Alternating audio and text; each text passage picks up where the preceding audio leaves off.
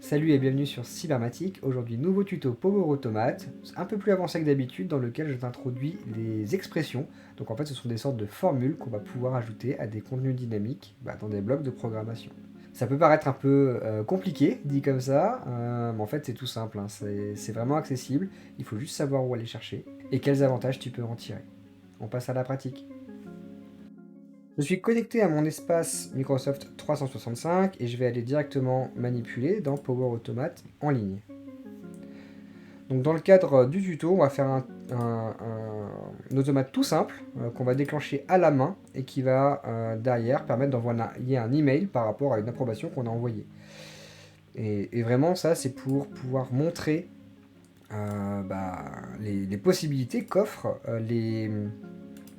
les expressions qu'on va pouvoir ajouter dans des contenus dynamiques. Donc on va faire un déclenchement manuel, ça veut dire que quand j'appuie, je lance un flux, et là je vais rajouter différentes étapes pour pouvoir avoir cet email. Donc tout d'abord, comme je le disais, je vais faire une approbation.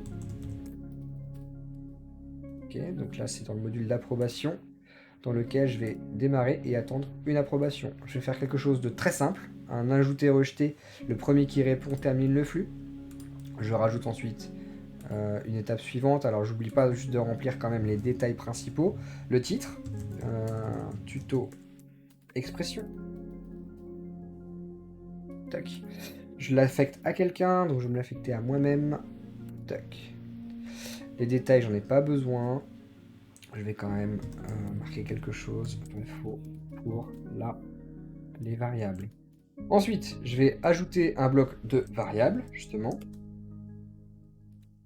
Donc en fait, c'est sur cette variable que je vais venir piéger une valeur qui m'intéresse.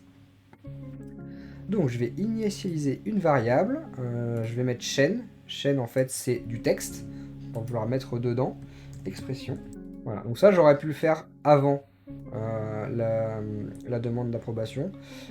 Je te conseille d'ailleurs de le faire souvent en tête parce que tu ne pourras pas initialiser une variable si tu es dans une boucle. Donc si tu dois faire une variable, fais-le plutôt en amont. Ensuite, une fois que j'ai fait cette approbation, je vais vouloir mettre une valeur dans la variable. Donc, variable toujours, je vais rechercher la même. Hop, je vais ajouter à la variable de chaîne, parce que c'est une variable de chaîne que j'ai créée. Je reprends expression. Et ici, tu vois que j'ai un contenu dynamique. Donc ici, si je mets résultat, directement résultat, je vais recevoir, pour l'instant je vais rien recevoir, on va mettre la valeur de résultat dans l'expression de la chaîne. Derrière ça, je vais pouvoir m'envoyer un petit email, donc on va mettre un bloc Outlook. Envoyer un email. Ok, je vais me l'envoyer encore à moi-même. On se connecte. Hop, ça c'est pour moi. L'objet. Tuto expression.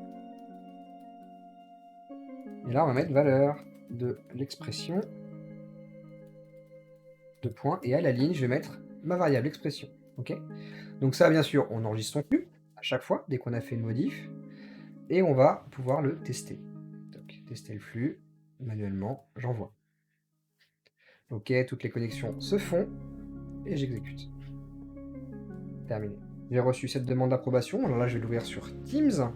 Tuto expression. Donc ça a bien repris les éléments que j'avais ajoutés. Je l'approuve. Mon flux continue. Modifie ma variable et m'envoie un email. Donc je vais aller checker. Et tu peux voir que en fait, la valeur que j'ai mis dans mon email, c'est approve, qui est en fait effectivement le résultat que j'attendais. Si je voulais autre chose, c'est possible en fait de se dire, si la valeur est approve par exemple, parce que approve c'est en anglais en plus, c'est pas fun.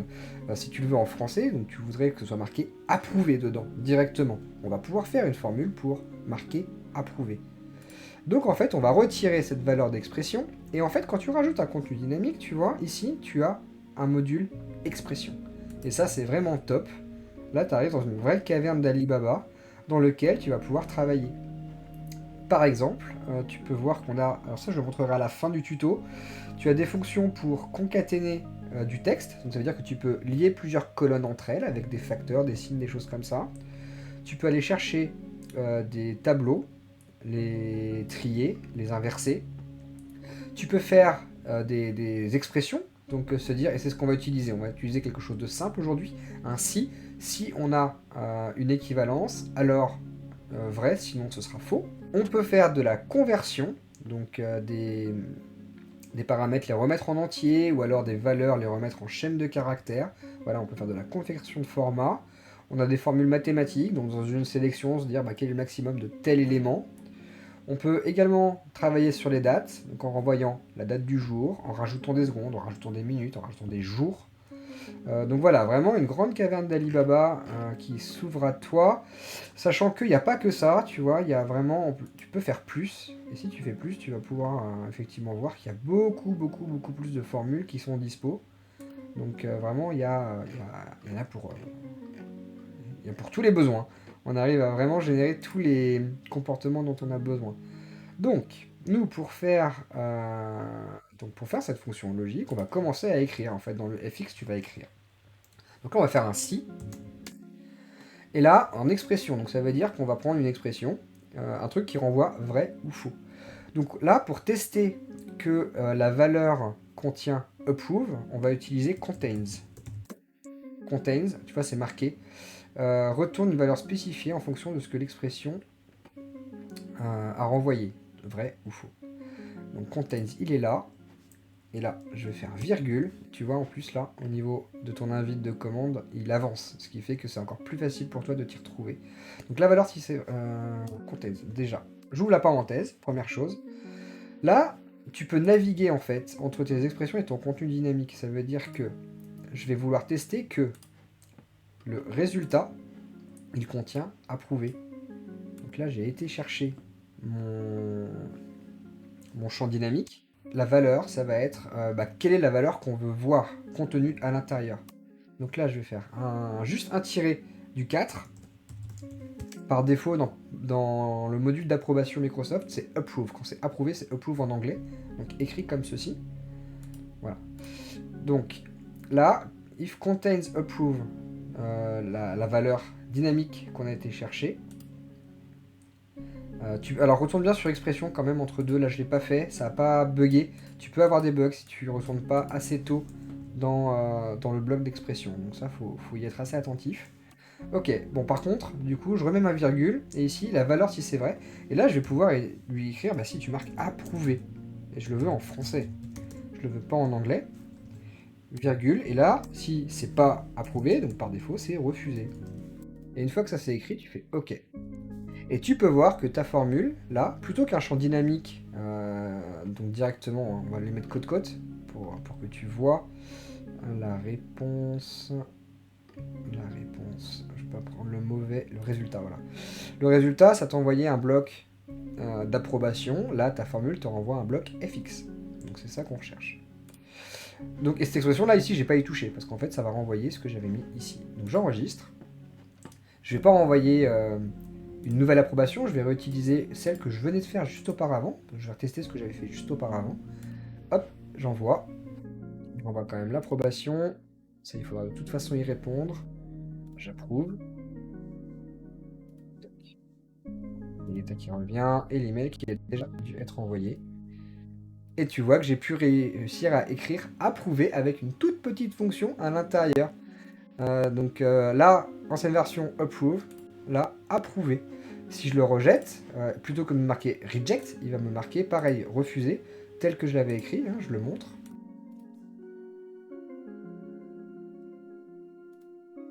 Reject. Voilà, normalement le mail très vite. Refusé. Donc vraiment comme je l'ai programmé dans ma formule.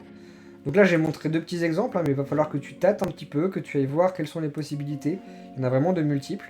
Et notamment une nouvelle qui vient d'arriver, donc je suis plutôt content d'ailleurs qu'il l'ait intégré. C'est tout ce qui concerne les chaînes de caractères, mais pour les dates. Là où on avait des vrais problèmes de conversion sur Power Automate, Microsoft tend à nous simplifier un petit peu l'existence sur ce sujet-là. Donc je vais rajouter une deuxième variable, on va refaire une deuxième opération hein, avec un autre exemple. Je vais d'abord aller chercher le bloc des variables.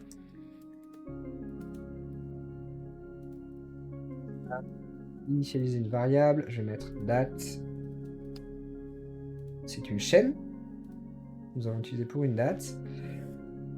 Et on va lui mettre que dans un premier temps, pareil, je vais juste montrer par défaut comment ça ressort pour voir la transformation que je vais vouloir donner à ma variable. Ajouter la variable de chaîne, je vais récupérer ma date et dans la date, je vais lui dire du coup la date de validation, date de la demande. Date de la demande, elle est là. Donc voilà, je pense qu'on devrait assez facilement voir dans le mail qu'on a des problématiques de formatage. Donc là, je vais aller en bas, je reprends la date, là j'enregistre et là j'exécute le flux. Tester, voilà, hop, on envoie un test, on refait encore une approbation. Tac, je l'approuve. Voilà, l'approbation est partie, je retourne sur mon automate. Voilà, tout est parti et je reçois mon email. C'est celui-là.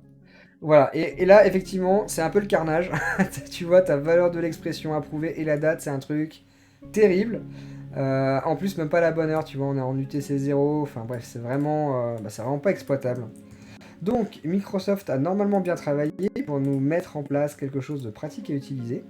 Donc ça va s'apparenter exactement à la même chose qu'on a fait auparavant. On va aller dans les expressions. Par contre, là, on a une mise en forme des données selon des exemples. Et ça, c'est vraiment bien. Parce qu'on a toute une invite de commande qui nous permet de travailler et d'expliciter comment sont renvoyées les données, mais moi aussi, comment je les veux. Donc tu vois là, on a mise en forme des données, donc selon les exemples. Donc là, c'est la date de la demande que j'avais pris. Valeur exemple.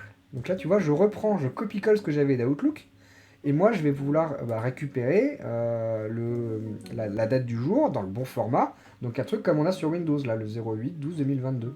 Et en fait, on a un peu d'IA derrière qui tourne. Voilà, c'est suggéré en plus, pour moi. J'obtiens mon expression. Et tu vois ici, là, ça me permet effectivement de voir qu'il a modifié tout ce que j'avais fait. Il a directement recréé un format, quoi. Donc là, si j'écris ça, en plus, il le teste. Tester, hop, il renvoie. Si jamais je modifie l'heure, normalement, ça ne devrait pas avoir d'incidence. Ça modifie rien. Si je modifie ici, tester, ouais, il reprend bien. Et donc, cette formule suggérée, l'expression suggérée, là, pour faire cette modification de format date, tu peux directement l'appliquer. Vous êtes sur le point d'appliquer l'expression suggérée. Une fois appliquées, les expressions suggérées peuvent uniquement être modifiées dans l'éditeur d'expression. OK. Et là, tu as directement ta formule qui est insérée. Donc là, pareil, donc cette date de la demande, elle est toujours ici au niveau variable. Je renvoie un test et je ne devrais plus avoir cette date tout à fait inexploitable. Donc franchement, Microsoft, un super boulot. C'est quelque chose que j'ai découvert il y a 2 jours. Et vraiment, ça change la donne. Pour tous ceux qui ont galéré avec des formats de date dans Power Automate, ça va vraiment nous simplifier la tâche. Donc on attend, voilà. Donc là, il y a un flux, on va attendre la notif. Voilà, hop. Et voilà, ça, c'est trop bien. Franchement, c'est trop bien. Ça, c'est trop bien. Je rappelle, l'expression d'avant, brute, de la date, c'était ça. Donc vraiment un format inexploitable. Et en très peu d'efforts et avec une interface graphique, directement dans mon expression, j'ai pu aller rechercher le format qui m'intéressait. Donc voilà, il faut en abuser. Il faut aller dessus, il faut aller jouer, il ne faut pas avoir peur. Donc les contenus dynamiques, quand on arrive à l'utiliser, c'est déjà bien, mais quand en plus on arrive à aller jouer avec l'onglet des expressions, ça devient très très intéressant. Voilà pour ce tuto Power Automate, donc sur les expressions pour les contenus dynamiques. J'espère que c'est plus clair pour toi, que tu vas trouver des applications à ça, que ça va te faire gagner beaucoup de temps. Alors si tu l'utilises intelligemment, ça va vraiment te faire gagner beaucoup de temps. Abonne-toi à la chaîne et lâche un petit pouce. Ça, c'est clairement la récompense pour moi. La communauté continue à grandir et ça aide vraiment à garder la motivation à continuer à donner des tutos. J'ai plein de sujets qui vont arriver, donc n'hésite pas également à activer ta petite cloche pour savoir quand les vidéos sortent. Allez, amuse-toi bien avec Power Automate et nous on se dit à très bientôt pour un prochain tuto. Ciao!